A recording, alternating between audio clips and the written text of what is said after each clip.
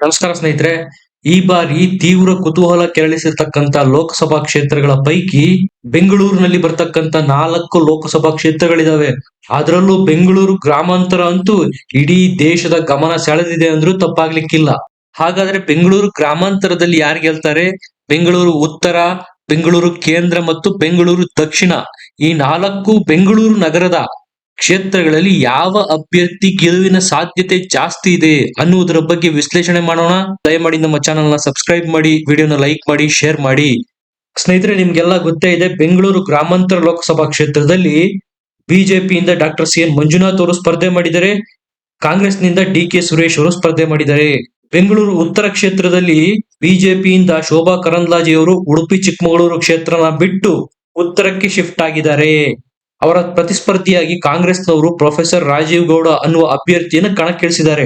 ಬೆಂಗಳೂರು ಕೇಂದ್ರ ಲೋಕಸಭಾ ಕ್ಷೇತ್ರದಿಂದ ಬಿಜೆಪಿಯಿಂದ ಕಂಟಿನ್ಯೂಸ್ ಆಗಿ ಆಯ್ಕೆಯಾಗ್ತಾ ಬರ್ತಿರತಕ್ಕಂತ ಪಿ ಸಿ ಮೋಹನ್ ಅವರು ಮತ್ತೊಮ್ಮೆ ಬಿಜೆಪಿಯಿಂದ ಸ್ಪರ್ಧೆ ಮಾಡಿದ್ರೆ, ಅವರ ವಿರುದ್ಧ ಕಾಂಗ್ರೆಸ್ ಪಕ್ಷದವರು ಅಲ್ಪಸಂಖ್ಯಾತ ಅಭ್ಯರ್ಥಿಯಾಗಿರ್ತಕ್ಕಂಥ ಮನ್ಸೂರ್ ಅಲಿ ಖಾನ್ ಅವರನ್ನು ಕಣಕ್ಕಿಳಿಸಿದೆ.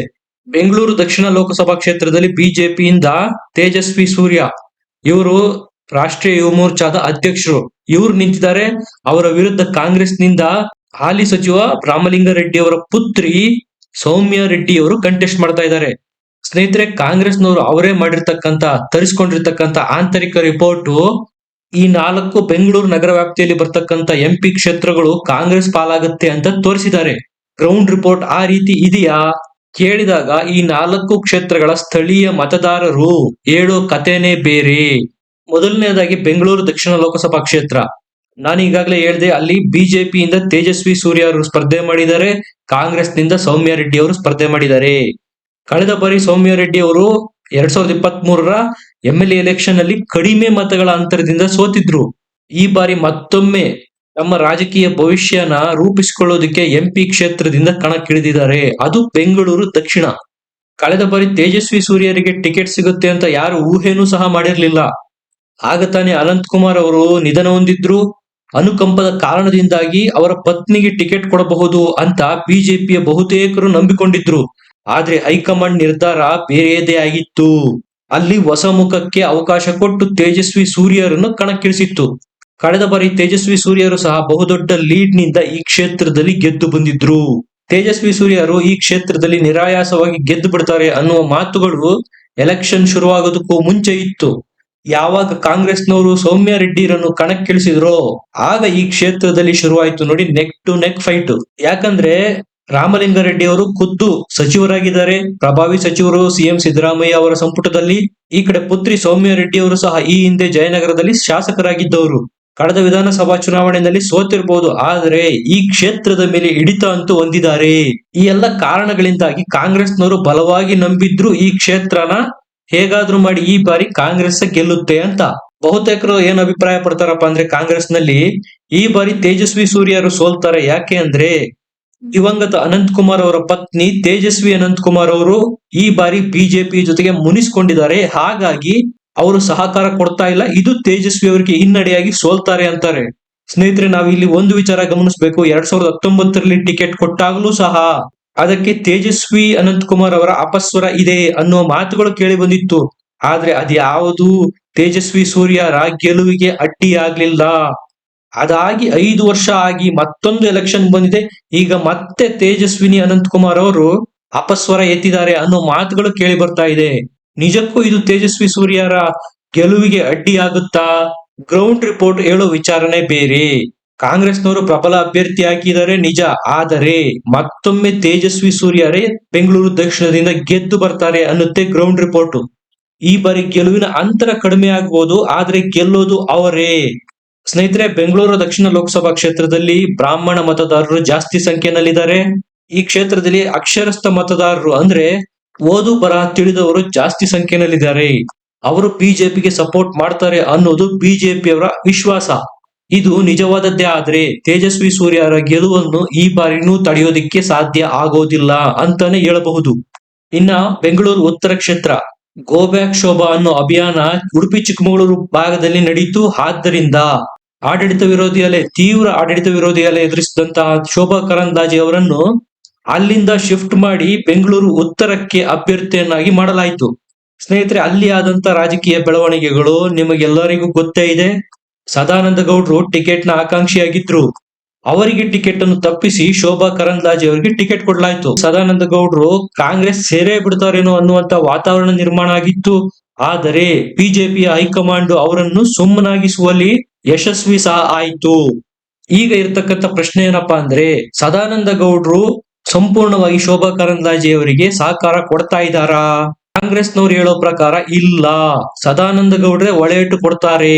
ಯಾವುದೇ ಕಾರಣಕ್ಕೂ ಬೆಂಗಳೂರು ಉತ್ತರದಲ್ಲಿ ಶೋಭಾ ಕರಂದ್ಲಾಜೆ ಅವರು ಗೆಲ್ಲೋದಕ್ಕೆ ಬಿಡೋದಿಲ್ಲ ಅನ್ನುತ್ತೆ ಕಾಂಗ್ರೆಸ್ನ ಮೂಲಗಳು. ಸ್ನೇಹಿತರೆ, ಅಷ್ಟೇ ಯಾಕೆ 2023 ಅಸೆಂಬ್ಲಿ ಎಲೆಕ್ಷನ್ ಆದ್ಮೇಲೆ ಯಶವಂತಪುರದಿಂದ ಬಿಜೆಪಿ ಶಾಸಕರಾಗಿ ಎಸ್.ಟಿ. ಸೋಮಶೇಖರ್ ಅವರು ಆಯ್ಕೆಯಾಗಿದ್ರು. ಯಾವಾಗ ಕಾಂಗ್ರೆಸ್ ಪಕ್ಷ ಅಧಿಕಾರಕ್ಕೆ ಬಂತೋ ಈ ಕಡೆ ಅಧಿಕಾರ ಸಿಗದೆ ಸೋಮಶೇಖರ್ ಅವರು ಹೆಚ್ಚು ಕಡಿಮೆ ಹತಾಶ ಭಾವನೆಯಲ್ಲಿದ್ರು. Almost all ST. ಸೋಮಶೇಖರ್ ಅವರು ಒಂದು ಕಾಲ್ನ ಬಿಜೆಪಿಯಿಂದ ಎತ್ತಿ ಕಾಂಗ್ರೆಸ್ನೊಳಗೆ ಇಟ್ಟಾಗಿದೆ. ಇನ್ನೇನು ಅಧಿಕೃತವಾಗಿ ಕಾಂಗ್ರೆಸ್ಗೆ ಸೇರಬೇಕು ಅಷ್ಟೇ. ಬಹಿರಂಗವಾಗಿ ಅವರು ಕಾಂಗ್ರೆಸ್ನ ಅಭ್ಯರ್ಥಿ ಪ್ರೊಫೆಸರ್ ರಾಜೀವ್ ಗೌಡ ಅವರ ಪರವಾಗಿಯೇ ಮತಯಾಚನೆ ಮಾಡ್ತಾ ಇದ್ದಾರೆ. ಅಷ್ಟೇ ಯಾಕೆ ಮೊನ್ನೆ ನಡೆದಂತಹ ರಾಜ್ಯಸಭಾ ಚುನಾವಣೆಯಲ್ಲಿ ಬಿಜೆಪಿ ಅಭ್ಯರ್ಥಿಗೆ ವೋಟ್ ಹಾಕಿಲ್ಲ, ಅವರು ಕಾಂಗ್ರೆಸ್ ಅಭ್ಯರ್ಥಿಗೆ ವೋಟ್ ಹಾಕಿದ್ದಾರೆ. ಸ್ನೇಹಿತರೆ, ನಂಬಿ ಬಿಡಿ, ಬೆಂಗಳೂರು ಉತ್ತರ ಲೋಕಸಭಾ ಕ್ಷೇತ್ರದಲ್ಲಿ ಮತ್ತೊಮ್ಮೆ ಬಿಜೆಪಿನೇ ಗೆಲ್ತಾ ಇದೆ. ನಗರ ಪ್ರದೇಶದ ಜನ ಈ ಹಿಂದೆನೂ ಸಹ ಬಿಜೆಪಿಯ ಕೈ ಹಿಡಿದಿದ್ದಾರೆ. ಈ ಬಾರಿನೂ ಸಹ ಅದು ಮುಂದುವರಿಯುತ್ತೆ ಅಂತ ಗ್ರೌಂಡ್ ರಿಪೋರ್ಟ್ ಹೇಳ್ತಾ ಇದೆ. ಇನ್ನು ಬೆಂಗಳೂರು ಕೇಂದ್ರ ಲೋಕಸಭಾ ಕ್ಷೇತ್ರಕ್ಕೆ ಸಂಬಂಧಪಟ್ಟಂತೆ ಪಿ.ಸಿ. ಮೋಹನ್ ಅವರು ಸುಮಾರು 15 ವರ್ಷಗಳಿಂದ ಈ ಕ್ಷೇತ್ರದಲ್ಲಿ ಅಧಿಕಾರ ನಡೆಸ್ತಾ ಬಂದಿದ್ದಾರೆ. ಪದೇ ಪದೇ ಬಿಜೆಪಿಯಿಂದ ಇಲ್ಲಿ ಅವರು ಆಯ್ಕೆಯಾಗ್ತಾ ಬಂದಿದ್ದಾರೆ. ಈ ಕ್ಷೇತ್ರದಲ್ಲಿ ಮೊನ್ನೆ ಶೋಭಾ ಕರಂದ್ಲಾಜೆ ಅವರು ತಮಿಳರ ಬಗ್ಗೆ ಒಂದು ಸ್ಟೇಟ್ಮೆಂಟ್ ಕೊಟ್ಟಿದ್ರು.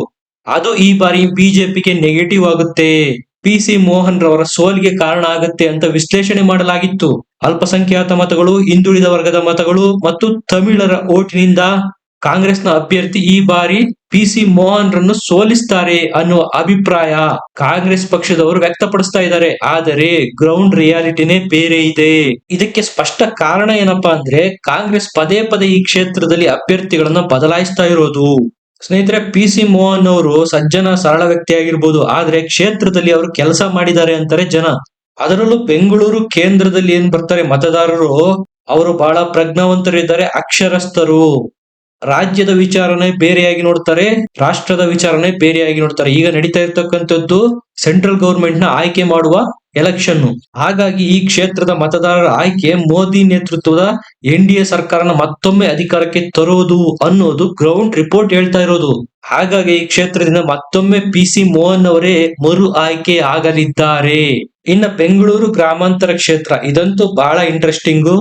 ಸಟ್ಟಾ ಬಜಾರ್ ನಲ್ಲಿ ಬೆಂಗಳೂರು ಗ್ರಾಮಾಂತರ ಕ್ಷೇತ್ರ ಟಾಪ್ 1 ಟ್ರೆಂಡಿಂಗ್ ಅಲ್ಲಿದೆ. ಈ ಕ್ಷೇತ್ರದಲ್ಲಿ ಯಾರು ಗೆಲ್ಲಬಹುದು ಅನ್ನೋದನ್ನ ಊಹೆ ಮಾಡೋದಕ್ಕೆ ಇದುವರೆಗೂ ಯಾರಿಂದಲೂ ಸಾಧ್ಯ ಆಗ್ತಾ ಇಲ್ಲ. ಈ ಕಡೆ ಬಿಜೆಪಿಯವರು ಹೃದಯವಂತ ಡಾಕ್ಟರ್ ಸಿ.ಎನ್. ಮಂಜುನಾಥ್ ಅವರನ್ನು ಕಣಕ್ಕಿಳಿಸಿದ್ರೆ, ಆ ಕಡೆ ಕಾಂಗ್ರೆಸ್ನವರು ಬಂಡೆಯ ಸಹೋದರ ಡಿ.ಕೆ. ಸುರೇಶ್ ಅವರನ್ನು ಕಣಕ್ಕಿಳಿಸಿದ್ದಾರೆ. ಇಬ್ಬರು ಘಟಾನುಘಟಿಗಳೇ, ಯಾರಿಗೇನು ಕಡಿಮೆ ಇಲ್ಲ. ಅವರವರ ಕ್ಷೇತ್ರದಲ್ಲಿ ದೊಡ್ಡ ಹೆಸರು ಮಾಡಿರೋರು. ಸ್ನೇಹಿತರೆ, 2019 ಮತ್ತು 2014 ಈ ಎರಡೂ ಚುನಾವಣೆಗಳಲ್ಲಿ ಬಿಜೆಪಿ ಮತ್ತು ಜೆಡಿಎಸ್ ನವರು ಬೇರೆ ಬೇರೆಯಾಗಿ ಸ್ಪರ್ಧೆ ಮಾಡಿದ್ರು. ಆ ಎರಡೂ ಚುನಾವಣೆಗಳಲ್ಲಿ ಇಬ್ರು ತೆಗೆದುಕೊಂಡಂತ ವೋಟ್ಗಳನ್ನು ಪರಿಗಣಿಸೋದಾದ್ರೆ ಡಿ.ಕೆ. ಸುರೇಶ್ ಅವರಿಗೆ 1 ರಿಂದ 1.5 ಲಕ್ಷದಷ್ಟು ವೋಟ್ಗಳು ಕಡಿಮೆಯಾಗುತ್ತೆ. ಇದು ನೋಡಿ ಈ ಕ್ಷೇತ್ರದಲ್ಲಿ ಟ್ವಿಸ್ಟ್ ಕೊಡ್ತಾ ಇರೋದು. ಅಷ್ಟೇ ಅಲ್ಲದೆ ಈ ಬಾರಿ 2,91,000 ಹತ್ತತ್ರ 2.5% ವೋಟಿಂಗು ಜಾಸ್ತಿ ಆಗಿದೆ ಬೆಂಗಳೂರು ಗ್ರಾಮಾಂತರದಲ್ಲಿ. ಇದು ಸ್ಪೆಷಲಿ ಆಗಿರೋದು ಆರ್ ನಗರ, ಬೆಂಗಳೂರು ದಕ್ಷಿಣ ಮತ್ತು ಆನೇಕಲ್ ಈ ಕ್ಷೇತ್ರದಲ್ಲಿ ಅಂತ ಹೇಳಲಾಗ್ತಾ ಇದೆ. ಇದು ನಿಜವೇ ಆಗಿದ್ರೆ ಬಿಜೆಪಿ ಅವರು ಹೇಳೋದು ಇದರಲ್ಲಿ ಬಹುಪಾಲು ವೋಟ್ಗಳು ನಮಗೆ ಬರುತ್ತೆ ಅಂತ. ಇದು ಈಗ ಕಾಂಗ್ರೆಸ್ನ ಅಭ್ಯರ್ಥಿ ಡಿ.ಕೆ. ಸುರೇಶ್ ಅವರಿಗೆ ಟೆನ್ಷನ್ ಕೊಟ್ಟಿರೋದು. ಈ ಹಂತದಲ್ಲಿ ಹೇಳೋದಾದ್ರೆ ಡಾಕ್ಟರ್ ಸಿ.ಎನ್. ಮಂಜುನಾಥ್ ಅವರು ಡಿ.ಕೆ. ಸುರೇಶ್ ಗಿಂತ 1 ಹೆಜ್ಜೆ ಮುಂದಿರೋದು ಸ್ಪಷ್ಟ. ಕಡೆಯ ಕ್ಷಣದ ಆವು ಏಣಿ ಆಟದಲ್ಲಿ ಡಾಕ್ಟರ್ ಸಿ.ಎನ್. ಮಂಜುನಾಥ್ ಅವರು ಗೆದ್ದು ಬೀಗಿದರೆ ಯಾವುದೇ ಆಶ್ಚರ್ಯ ಪಡಬೇಕಾಗಿಲ್ಲ. ಸ್ನೇಹಿತರೆ, ಇದಿಷ್ಟು ಬೆಂಗಳೂರು ನಗರ ವ್ಯಾಪ್ತಿಯಲ್ಲಿ ಬರ್ತಕ್ಕಂತ 4 MP ಕ್ಷೇತ್ರಗಳ ವಿಶ್ಲೇಷಣೆ. ನಿಮಗೇನನ್ಸುತ್ತೆ, ಯಾರು ಗೆಲ್ಬಹುದು? ಕಮೆಂಟ್ ಮಾಡಿ ತಿಳಿಸಿ. ವಿಡಿಯೋನ ಲೈಕ್ ಮಾಡಿ, ಶೇರ್ ಮಾಡಿ, ನಮ್ಮ ಚಾನೆಲ್ ನ ಸಬ್ಸ್ಕ್ರೈಬ್ ಮಾಡಿ. ಮತ್ತೆ ಸಿಗೋಣ. ನಮಸ್ಕಾರ.